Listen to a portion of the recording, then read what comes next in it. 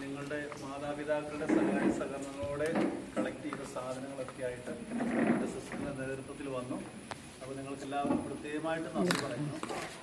നമ്മൾ കാണുന്ന ഒരു ലോകത്തിൻ്റെ വേറൊരു പതിപ്പാണിത് എന്ന് പറഞ്ഞാൽ ഇവിടെ ആരും ഉപേക്ഷിക്കപ്പെട്ടവരും അവഗണിക്കപ്പെട്ടവരും നമ്മുടെ നാട്ടിൽ ഉണ്ടാവാൻ പാടില്ല.